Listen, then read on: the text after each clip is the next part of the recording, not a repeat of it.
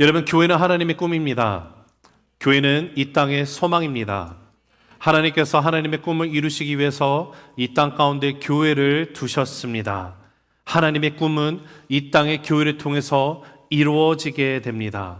그러하기 때문에 우리가 교회로서 그러하다면 하나님이 세우신 교회, 예수 그리스도가 주인 되신 그 교회는 어떠한 모습으로 서 있어야 하는지에 대해서 배워야 하는 것입니다.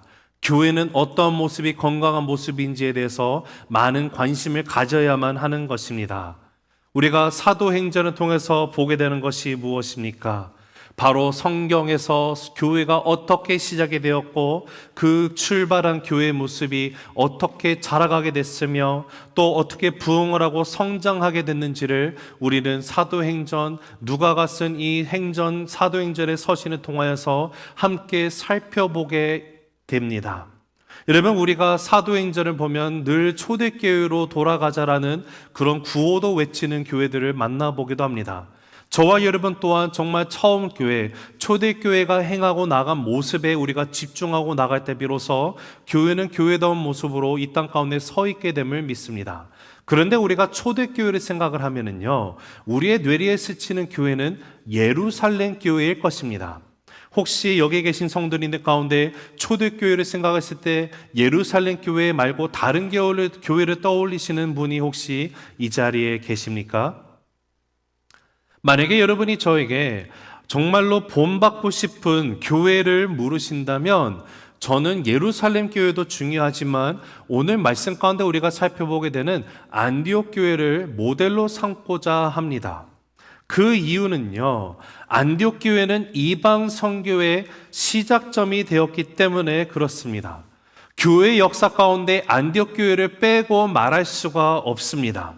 안디옥 교회처럼 중요한 교회가 또 어디 있을까 생각이 들 정도로 안디옥 교회는 젊은 교회였지만 정말로 큰 영향력을 갖고 있는 교회였습니다. 그 땅 가운데 온 열방을 향해서 선교사를 파송하는 그 1차 첫 번째 제일 최초의 선교사인 바나바와 바울을 선교사로 파송한 교회이기도 했으며, 그뿐만 아니라 얼마나 예수님을 닮아가는 삶을 살아갔는지 그 지역에 있는 안디옥에 있는 사람들로부터 예수를 따르는 그리스도인이라는 별명까지 붙은 믿음의 공동체가 바로 안디옥 교회이기 때문에 저는 안디옥 교회를 본을 받고자 합니다. 여러분, 오늘 26절 한번 읽어보시면 같이 읽습니다. 시작. 제자들이 안디옥에서 비로소 그리스도인이라 일컬음을 받게 되었더라. 여러분, 우리가 살펴본 것처럼요, 예수님을 믿는 자들은요 스스로를 그리스도인이라 부르지 않았습니다. 그들에게는 스스로가 예수님을 따르는 제자다, 나는 예수님을 따르는 사람입니다, 성도입니다 라는 호칭을 썼었습니다. 이 그리스도인이라는 것은요, 성도가 서로에게 부른 것이 아니라 예수를 알지 못하는 주변에 있는 특히 안디옥 교회에서 안디옥 지역에 있는 많은 헬라인들이 또는 그 지역에 살고 있는 유대인들이 안디옥 교회를 바라보면서 저 사람들은 그리스도인들이야 라고 붙여준 수식어가 됩니다. 여러분, 오늘 우리는요 안디옥 교회가 어떻게 시작이 되었는지, 그리고 안디옥 교회가 어떠한 교회였기에 도대체 그들이 그리스도인이라는 말을 듣게 되었는지, 그리고 그리스도인은 어떤 모습으로 살아가는 것이 과연 그리스도인다운 그리스도의 모습인지를 오늘 말씀을 통해서 여러분과 나누려고 합니다. 자, 말씀을 우리가 함께 볼 때요, 먼저 이해를 돕기 위해서 안디옥이라는 지형을 한번 살펴보도록 하겠습니다. 지도를 보시면 별표 표시되어 있는 곳이 안디옥이고요, 네모 표시되어 있는 것이 로마가 있고 알렉산드리아가 보이실 겁니다. 여러분, 지금 안디옥이라는 세팅은요, 예루살렘에서 북쪽으로 480km 떨어져 있는 곳이 안디옥입니다. 가까운 곳이 아닙니다. 그리고 초대교회 당시에 로마 제국 수리아 지방의 수도가 바로 안디옥이었습니다. 여러분, 안디옥이라는 것은요, 로마가 그 당시에 가장 큰 도시였고, 두 번째로 큰 도시가 이집트에 있는 알렉산드리아였습니다. 그리고 알렉산드리아 이어서 세 번째로 큰 도시가 바로 오늘 우리가 함께 살펴보게 되는 안디옥이라는 도시인데요, 오늘날로 치면 시리아와 국경에 맞서 있는 터키에 해당하는 도시입니다. 여러분, 그 당시 안디옥에 살고 있는 이 주민들의 수가요, 인구수가 50만 명에 육박했다고 말합니다. 많은 로마 부자들이 모여서 사는 곳이었기도 하고요. 근데 안디옥이라는 이 도시의 특성은요, 노예가 정말로 많은 곳이었습니다. 실질로 여기 있는 인구수의 총 인구수의 30% 정도가 로마 시민들이 살고 있었고, 나머지 70%는 노예들이었다고 합니다. 왜냐하면 이 안디옥이라는 도시가 형성되기 위해서 노예들이, 어마어마한 숫자의 노예들이 투입이 됐고, 이들이 지었던 도시였기 때문에 그렇습니다.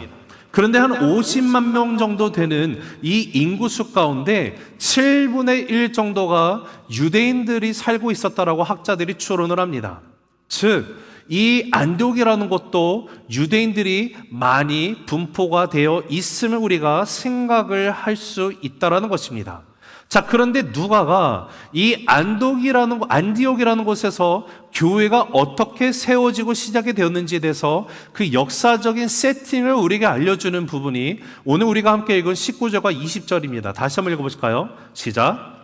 그때에 스데반의 일로 일어난 환란으로 말미암아 흩어진 자들이 베니게와 구브로와 안디옥까지 이르러 유대인에게만 말씀을 전하는데, 그 중에 구브로와 구레네 몇 사람이 안디옥에 이르러 헬라인에게도 말하여 주 예수를 전파하니. 지금 19절은 그때에라고 하면서 어느 시점을 얘기해주고 있습니다. 여기서 말하는 그때는 언제를 말하는 것일까요? 우리가 지난 시간에 살펴봤던 것처럼 2주, 3주에 걸쳐서 고넬료 가정 가운데 성령 하나님이 임하시는 역사, 베드로가 가서 복음을 전했더니 그곳에는 이방인들이 하나님을 정말 그 찬양하며 성령 충만함으로 방언하며 나가며 그들이 물로 침례를 받게 되는 그 역사를 우리가 살펴보고 나갔습니다. 유대인들에게만 국한이 되어 있는 복음이라 여겼던 이 복음이 유대인들이 정말로 그 죽었다 깨어나도 함께 공존할 수 없는 이방인들에게도 하나님의 복음의 메시지가 들어갔다는 사실이 전파되었다라는 그 사실을 알게 되었었던 그때에 있었던 것을 얘기합니다. 또는 이 그때라는 것은요, 사도행전 8장 4절에 우리가 살펴봤던 것처럼 예루살렘 교회 가운데 큰 박해가 일어났더니 그때의 큰 박해로 인해서 모든 성도들이, 사도들을 제외한 모든 성도들이 다 뿔뿔이 흩어지더라. 그때의 시점을 가리키며 얘기해 주는 것이 바로 지금 말하는 그때라는 표현입니다. 지금 이 누가가 고넬료 가정 가운데, 가이사랴 지방에 있었던 고넬료 가정 가운데 이 헬라인들, 로마인들에게 복음의 메시지가 선포되며 그곳에서 성령 하나님이 임하시며 그들이 예수님을 영접하고 나가는 놀라운 사건이 있었더라는 것을 우리에게 알려준 지 채 얼마 가지 않아서 바로 이어서 우리에게 역사적으로 기록해서 알려주고 있는 것이 안디옥이라는 곳에서 또 일어난 하나님의 놀라우신 역사, 그 은혜 사건을 소개해주고 있는 것을 우리에게 알려주죠. 그런데 여기서 역사적으로 말하는 것이 스데반이 박해 때문에 성도들이 흩어졌고, 그들이 흩어져서 가는 곳마다 복음을 전하긴 전했는데 그들이 누구에게 복음을 전하고 있는 모습이었습니까? 유대인에게만 말씀을 전하더라 라는 것을 우리에게 세팅으로 알려주고 있어요. 유대인들이 가지고 있었던 그들의 편견, 이 고정관념이 얼마나 강력했는지를 우리가 다시 한번 깨닫게 되는 것이 19절입니다. 그런데 너무도 감사한 것은 20절에 가서 구브로와 구레네 몇 사람이 안디옥에 이르러 헬라인에게도 말하여 주 예수를 전파한다라고 얘기해주고 있어요. 많은 인원은 아니지만 소수의 정예 부대처럼 이 적은 인원들이 지금 안디옥이라는 곳에서 헬라인에게, 유대인에게만 전하는 복음이 아니라 헬라인에게 예수님을 전했다는 사실이에요. 여러분, 지금 사도행전의 저자 누가는 어떤 사람입니까? 우리가 아는 것처럼 누가는요, 의사입니다. 그러나 의사인 동시에 역사를 기록하는 역사가입니다. 역사가에게서 있어서 중요한 것은 어떤 사건에 대한 정확한 시간, 정확한 장소, 정확한 등장 인물들 같은 디테일을 포함해서 기록하는 것이 너무도 중요한 일입니다. 그런데 여기서 한번 우리가 질문을 던져보면 의문을 품어볼 수 있는 것이, 왜 누가는 안디옥 교회에 교회가 세워지며 이 안디옥 지역에 복음을 전한 이 몇몇 사람들의 이름을 언급하지 않고 있을까요? 제가 이것을 질문을 던지는 이유는 여기 있습니다. 지금까지 누가가 그 기록한 기록들을 보면은요, 패턴이요. 여러분, 사마리아 땅에 누가 들어가서 누군가가 들어갔습니다. 이 들어간 인물이 누구였죠? 복음을 전한 사람이 빌립 집사였습니다. 빌립이 사마리아에 들어갔는데 거기서 복음을 전했더니 많은 사람들이 예수님을 믿고 영접하게 되었더라. 그리고 동일한 빌립이 거기서 어마어마한 부흥이 일어났는데 성령 하나님의 능력 가운데, 인도하신 가운데 광야로 가게 되죠. 그곳에서 누구를 만나요? 에디오피아 내시를 만났고, 에디오피아 내시 또한 복음을 듣고, 이 복음을 듣고 침례를 받은 이 내시 에디오피아인이 에디오피아로 돌아가더라. 여러분, 그 당시 세계관 가운데 에디오피아가 어떤 곳이었더라고요? 땅끝이었습니다. 그런데 거기도 누가 있었더라? 빌립이 있더라. 여러분, 우리가 지난 시간까지 살펴봤던 지금 가이사랴 고넬료 집에 들어가서 복음을 전한 사람의 이름은 무엇입니까? 누구죠? 그새 잊으셨습니까? 베드로죠. 베드로가 가서 전했더라. 지금 이 누가가 기록한 이 패턴들을 보면은요, 분명히 복음이 전해지는데 지금 안디옥 교회에도 누가 아모개가 갔더라, 홍기똥이가 가고 갑순이 갑돌이가 갔더라, 이렇게 기록을 할 것 같은데 왜 여기서는 그들의 이름을 기록하지 않고 있는 것일까요? 왜 다를까요? 거기에 대한 답은 21절에서 우리가 찾게 됩니다. 같이 읽습니다. 시작. 주의 손이 그들과 함께 하심에 수많은 사람들이 믿고 주께 돌아오더라. 누가는요, 오늘 안디옥의 교회가 시작되는 이 스토리를 기록하면서 어떤 특정 인물을 부각시키지 않습니다. 오직 하나님께서 신실하게 일하셨음을 강조하고 있는 거예요. 여러분, 복음이 전해지는 것도, 복음이 어떤 열매를 맺는 것도요, 모든 것이 하나님의 손에 달려있기 때문에 그렇습니다. 한번 화면을 보시고 읽으실까요? 시작. 복음 증거의 시작, 그리고 복음 증거의 결과 모두 하나님의 손에 있습니다. 한 번 더 읽습니다. 시작. 복음 증거의 시작, 그리고 복음 증거의 결과 모두 하나님의 손에 있습니다. 여러분, 그렇습니다. 누가가 사도행전을 기록할 때 그의 목적은요, 어떤 특정 인물들이 나가서 무엇을 했더라가 아니었어요.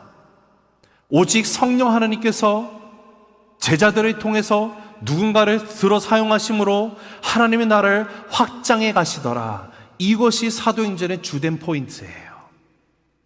복음이 증거가 되고 복음 증거의 결과는요, 사람의 능력으로 이룰 수 있는 것이 아닙니다.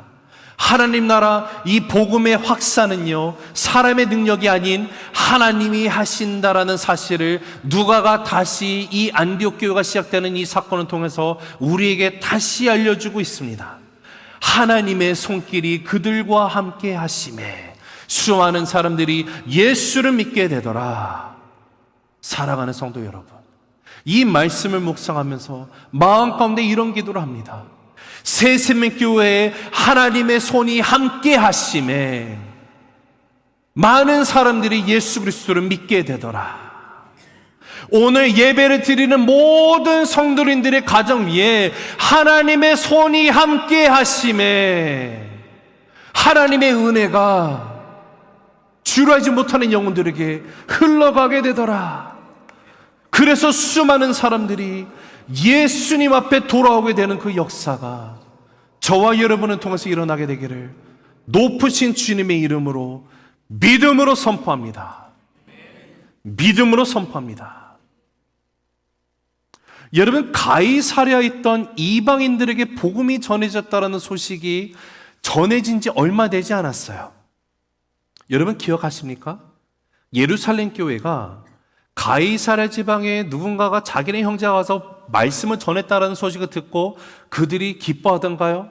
아니죠. 노발대발했습니다. 3절에 보니까 11장 3절에 보니까 베드로 보고 네가 지금 이 이방인들 집에 들어가서 먹었다는 게 말이 돼? 율법을 어기면서 너 부정한 사람 된 거야. 비난을 하고 나갑니다. 엄청 욕을 합니다. 질타를 당합니다.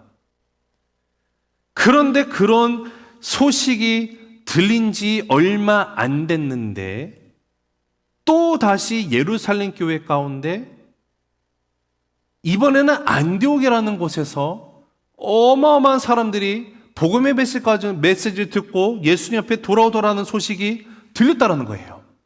자, 근데 분명히 11장 초반에 봤을 때 전반에서 예루살렘 교회가 반응하는 것과 지금 이 안디옥 교회에서 들렸다라는 이 사실, 복음의 말씀이 선포되었다, 이 소식을 들었을 때 반응이 완전히 180도 변해져 있음을 우리가 보게 됩니다. 그 이유가 어디 있을까요? 그것은 우리가 지난 시간에 마지막에 살펴봤던 18절에서 우리가 알 수가 있게 되죠. 18절에 제가 읽어드리면, 그들이 이 말을 듣고 잠잠하여 하나님께 영광을 돌려 이르되 그러면 하나님께서 이방인에게도 생명 얻는 회개를 주셨도다 하니라.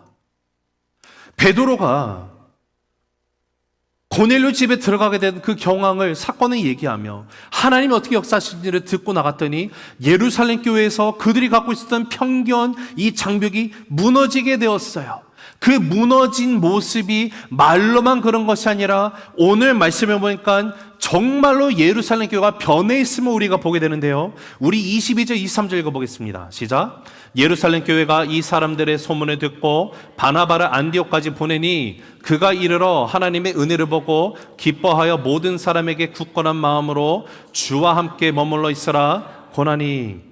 여러분, 지금 예루살렘에서 480km나 떨어져 있는 안디옥에 예루살렘 교회가 지금 그곳에서 복음이 전해지고 많은 사람이 예수님을 믿게 됐다는 소식을 들리니까 그들이 어떻게 해요? 지금 누군가를 보냈어요. 근데 보낸 인물이 누굽니까? 바나바를 보냈네요. 왜 바나바를 보냈을까요? 예루살렘 교회는 바나바 말고는 인물이 없는 겁니까? 아니요. 거기는 아직도 사도들이 있어요. 다른 인물들도 있습니다. 그런데 왜 바나바를 보냈을까요? 여러분, 바나바는요, 예루살렘 교회에 있어서 정말로 이 예루살렘 성도들이 가장 신뢰하는 영적인 리더 한 명이에요. 한 명 중에 한 사람이에요. 그런데 이런 사람을 지금 선택해서 지금 안디옥이라는 곳에 가까운 거리도 아니고요, 하루 이틀도 아니고 일주도 아니고 한 달도 아니고 지금 몇 년을 그곳에 보냈다라는 거예요. 파송했다라는 거예요. 담임 목사 역할을 하는 바나바가 되는 걸 우리가 보게 됩니다. 안디옥 교회가 온전히 세워지기 위해서 바나바가 저 영적 지도자 역할을 하고 나가요. 그런데 왜 수많은 사람 중에 바나바를 선택했는지 24절에 가서 보니까 이렇게 말합니다. 시작. 바나바는 착한 사람이요 성령과 믿음이 충만한 사람이라 이에 큰 무리가 죽게 더하여 지더라. 여러분, 지금 한글 성경 번역을 보면 헬라어 원어에는 나와 있지 않은 단어 하나, 아니 원어에 나와 있지만 한글 성경에는 번역되지 않은 단어가 하나가 있어요. 그것이 헬라어 호티라는 단어인데요, 이 단어 뜻이 왜냐하면입니다. 그러니까 24절은 원어를 보면 직역하면 왜냐하면 바나바는 착한 사람이요 성령과 믿음이 충만한 사람이기 때문에 지금 안디옥으로 보냈다가 돼요. 아무나 보낸 게 아니에요. 바나바는요, 하나님의 선하심에 동참하는 착한 사람이에요. 성령과 믿음이 충만한 사람이에요. 예루살렘 교회에서도 본이 되는 리더예요. 영적 리더예요. 착한 사람, 성령과 믿음이 충만한 바나바가 안디옥으로 가는 것이 합당하다라고 예루살렘 교회가 그를 보낼 정도로 180도 달라져 있는 예루살렘 교회 모습을 우리가 보게 되는 거예요. 바나바가 안디옥에 왔어요. 바나바가 안디옥에 오니까 어떻게 됩니까? 더 큰 무리가 주님께 더해지는 역사가 일어났어요. 여러분, 바나바가 착한 사람이고 성령과 믿음이 충만하기 때문에 무리가 더 죽게 오게 된 걸까요? 아니요. 바나바가 가서, 여러분, 바나가 말하는 착한 사람, 성령과 믿음이 충만한 사람, 여러분, 이것이 그리스도인의 모습이 되어야 되는 건 아닙니까? 그리스도인은 능력을 갖고 있는 사람들이에요. 예수 이름을 가는 곳마다 우리는 능력을, 영향을 끼칠 수밖에 없는 존재임을 믿으시기 바랍니다. 그가 갔더니 많은 사람들이 주님 앞에 돌아왔다. 여러분, 누가는요, 사람들이 안디옥 교회를 다니게 되었다라고 써있지 않은 것이 중요해요. 누가는요, 사람들이 주님께로 돌아왔다라고 얘기를 하고 있어요. 즉 안디옥 교회도 성령과 믿음이 충만한 위로의 사람이라는 별명 갖고 있는 이 바나바도요, 하나님이 사용하는 그저 통로에 불과하다라는 거예요. 교회가 은혜가 넘치니까 사람들이 하나님께 돌아오게 되더라. 그 교회를 통해서 주께서 돌아오는 자가 날마다 늘어나게 했더라. 사랑하는 성도 여러분, 이 안디옥 교회의 모습이 우리 새생명 교회의 모습이 되기를 간절히 소망합니다. 그리고 이 안디옥 교회의 모습이 이 땅에 존재하는 모든 예수님이 주인 되신 교회의 모습이 되어야 함을 믿습니다.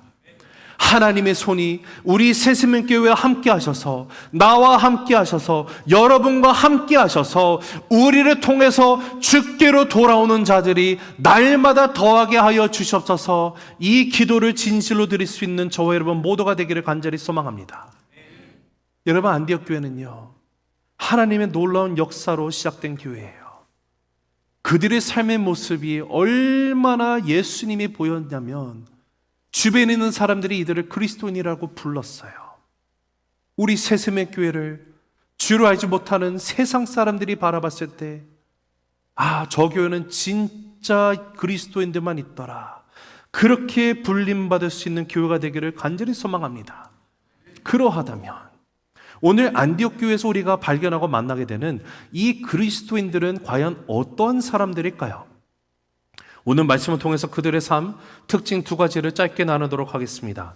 첫째, 같이 읽습니다. 시작. 나는 죽고 예수로 사는 사람들이다. 한 번 더 읽습니다. 시작. 나는 죽고 예수로 사는 사람들이다. 자, 우리 25절, 26절 읽어보실까요? 시작. 바나바가 사울을 찾으러 다소에 가서 만남에 안디옥에 데리고 와서 둘이 교회에 1년간 모여 있어 큰 무리를 가르쳤고 제자들이 안디옥에서 비로소 그리스도인이라 일컬음을 받게 되었더라. 여러분, 지금 바나바가 안디옥에 가서 그가 한 거는요, 그 안디옥에 어떤 소문이 들렸는지를 듣고 이 소문이 진짜인지 가서 확인했더니 하나님의 은혜가 넘치구나, 이것을 보게 되면서 그들에게 말한 것이 믿음 가운데 믿음을 저버리지 않고 끝까지 견디고 잘 성숙하십시오라고 말한 것밖에 없었어요. 그런데 지금 25절을 보면 바나바가 실질적으로 안디옥 교회에서 했던 첫 번째 일이 무엇인가 봤더니 지금 사울을 찾으러 어디로 갔다라고요? 다소로 갔다고 말합니다. 지금 이게 바나바가 사울을 찾으러 다소에 가서 그냥 찾았다라고 써 있으니까 이게 뉘앙스가 잘 이해가 안 되죠. 원어 성경을 보면요, 철저하게 찾기 위해서 끝까지 뒤진다라는 뜻을 갖고 있는 것이 여기 말하는 이 찾다예요. 여러분, 바나바가 사울을 마지막으로 본 것이 한 10여 년 정도 됩니다. 그 후에는 사울이 어떻게 지내고 있는지 소식을 알 길이 없어요. 사울이 자기가 살고 있는 고향 다소로 가 있다는 것을 어렴풋이 알고 있겠죠. 그런데 지금 사울이 다소에 정확하게 어디에 살고 있는지, 사울의 집 주소가 뭔지를 바나바는 알 수가 없는 거예요. 몰라요. 그냥 막연하게 다소로 가가지고 지금 이를 잡듯이 뒤집듯이 막 찾으며 나가는 바나바의 모습을 얘기하고 있어요. 그 지역을 샅샅이 흩으면서 사울을 찾았다라고 표현을 하고 있는 누가입니다. 질문을 한번 던져봅시다. 왜 지금 바나바는 사울을 이렇게 찾으러 갔을까요? 여러분, 지금 안디옥에서 다소까지가 60마일입니다. 가까운 거리가 아니에요. 지금 이 먼 길을 걸어서 가서 다소에서 어디 있는지 모르고 사울을 찾았다고 칠게요. 그러면 사울을 찾았다고 사울이 바로 안디옥에 옵니까? 아니요. 사울을 설득해야 돼요. 함께 와달라고 요청해야 되는 거예요. 만약에 거기서 사울이 노 하면요, 못 오는 건 아닙니까? 그런데 오늘 보니까 가서 어떤 일이 있었는지 어떤 말인지는 몰라요. 우리에게 알려져 있지 않아요. 그러나 바나바가 가서 다소에서 사도를 찾았습니다. 사울을 찾고 사울에게 같이 가자고 설득했어요. 그때 사울이 거기서 동의를 하고 지금 다시 안디옥으로 돌아왔어요. 그런데 정작 질문은요, 사울이 왜 안디옥에 와야만 합니까? 바나바가 굳이 사울을 데려올 필요가 없어요. 굳이 안 가도 돼요. 지금 안디옥 교회에 무슨 어려움이 생겨서 사울을 부른 것도 아니거든요. 자, 우리 다시 한번 보실까요? 24절을 뭐라고 했죠? 시작. 바나바는 착한 사람이요 성령과 믿음이 충만한 사람이라 이에 큰 무리가 죽게 더하여지더라. 바나바가 안디옥 교회 갈 때는 어떻게 됐어요? 지금 바나바로 인해서 교회는 더 큰 부흥을 경험하고 있어요. 어려움이 없어요. 오히려 기쁜 일이죠. 여러분, 그럼에도 불구하고 바나바는 아무도 시키지 않은데 굳이 멀리 다소까지 가서 사울을 찾아서 설득해서 안디옥 교회로 지금 데려온 거예요. 그리고 끝내 그를 어떻게 합니까? 안디옥 교회 리더로 세워요. 여러분, 아무도 사울에 대해서는 지금 생각조차 하지 않습니다. 우리야 사울이 쓴 서신들, 사울이 지금까지 어떤 업적을 낚였는지 이것을 통해서 사울이 아주 위대한 사도 바울이라고 우리가 부르죠. 지금 이 상황만 해도요, 사울을 모르는 거예요. 이미 잊혀져 가고 있는 상황이에요. 아무도 사울 찾지 않습니다. 아무도 생각하지 않아요. 그런데 그런 사울을 굳이 바나바가 가서 찾아서 설득해 데려와 교회 리더로 세워준 바나바. 여러분, 바나바가 그렇게 했기 때문에 머지않아서 안디옥에서요 첫 번째 선교사로 바나바와 사울을 보내게 되는데, 여러분 정말 신기한 사실은요, 이 1세기에 글을 쓸 때 누군가 이름들이 나오잖아요. 사람의 중요도에 따라서 이름을 쓰기 시작을 합니다. 지금 여기까지만 해도 바나바와 사울로 나오는데 우리가 곧 보겠지만 이것이 뒤바뀌어서 바울과 바나바로 바뀌게 돼요. 즉 리더십 포지션이 바나바에서 사울로 넘어가게 됨을 우리에게 알려주는 거예요. 여러분, 다른 사람을 세워줄 수 있는 사람이 바나바예요. 아무도 기억해주지 않을 때 나를 기억해주고 찾아와서 데려오는 사람이 바나바예요. 다르게 말하면 나는 죽고 예수로 사는 사람들의 특징이 바로 이러합니다. 내 자신은 죽고 다른 사람은 나보다 낫게 여기는 사람들이에요. 한번 생각해 보시겠습니다.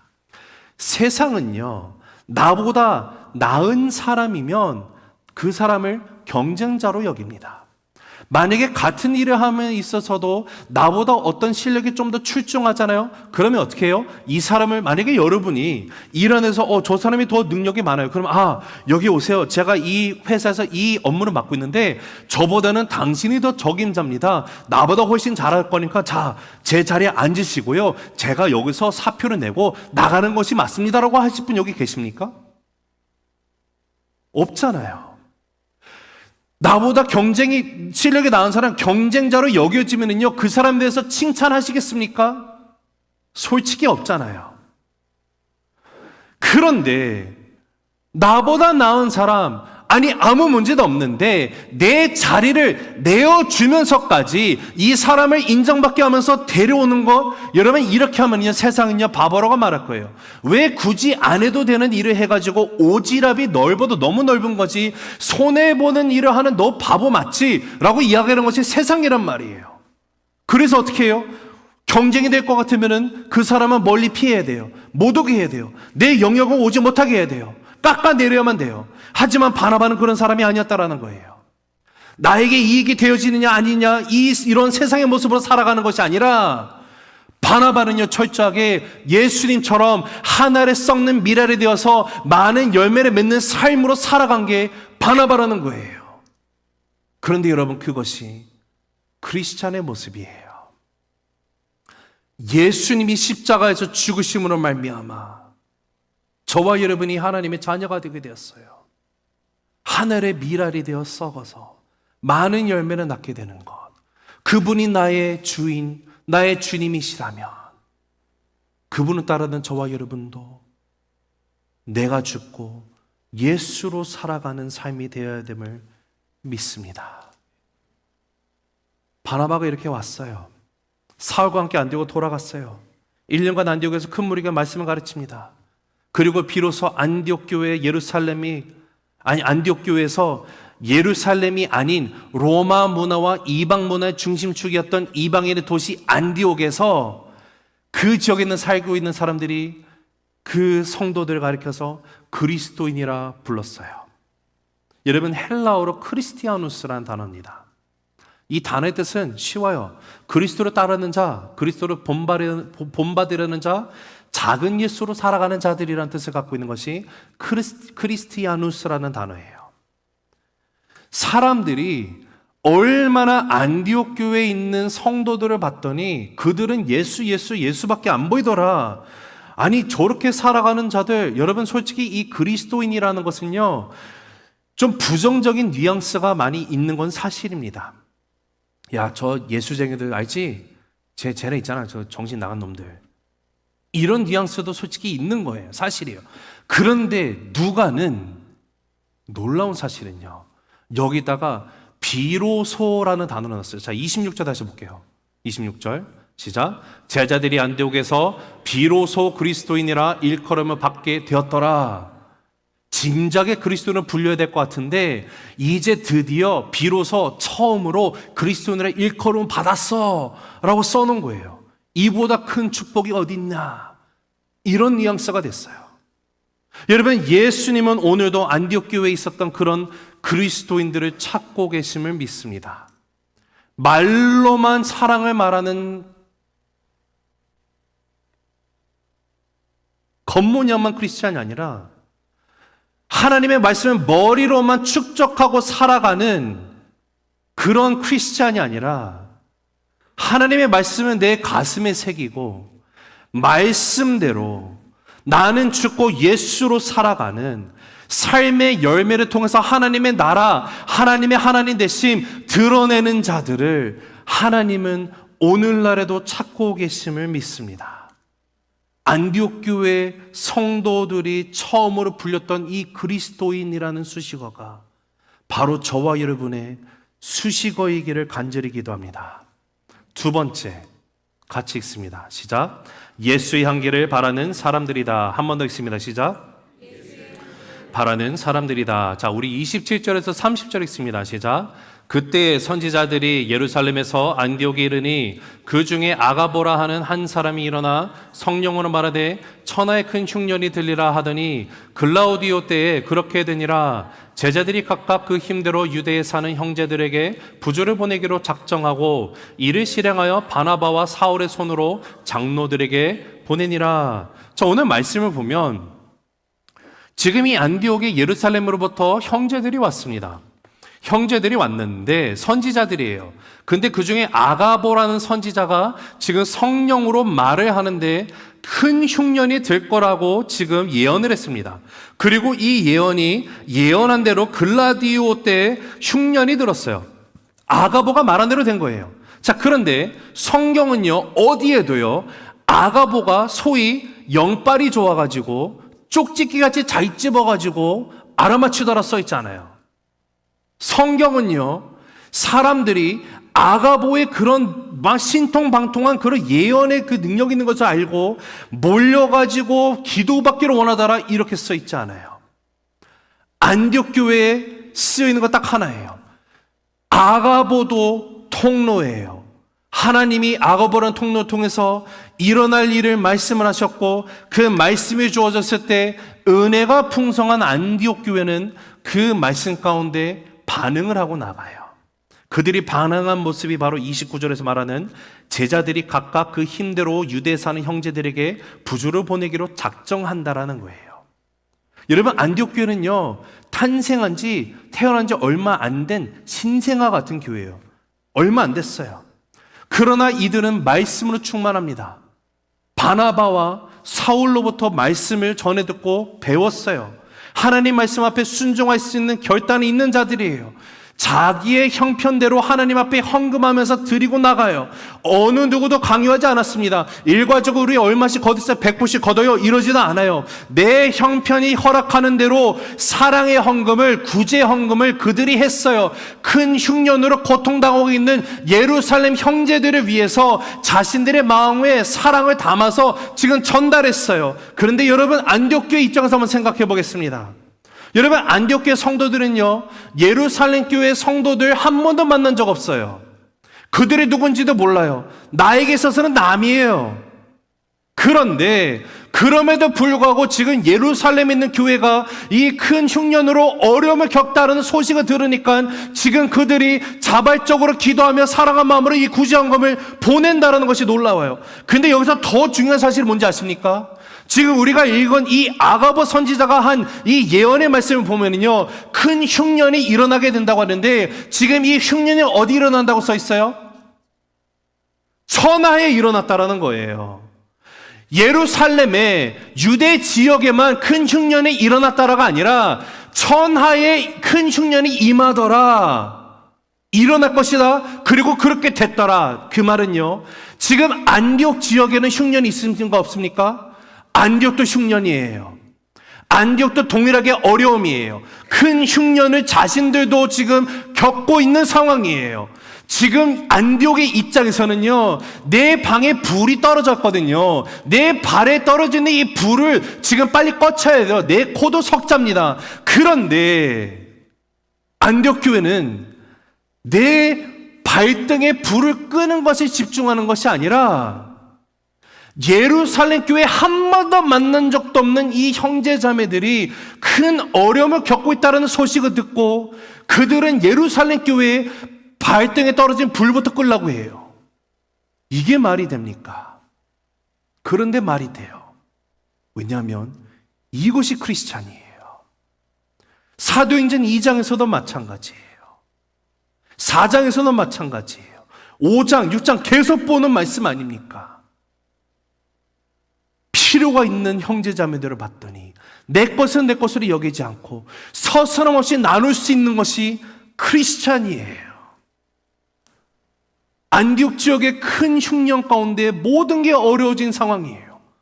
그런데도 예루살렘 교회가 큰 흉년을 힘든 소식 듣고 기도하면서 자발적으로 내가 할 수 있는 만큼 기쁨으로 이렇게 구제 헌금을 보내고 가는 것, 그렇게 같이 교회가 결정하는 것, 이것이 교회의 모습이에요.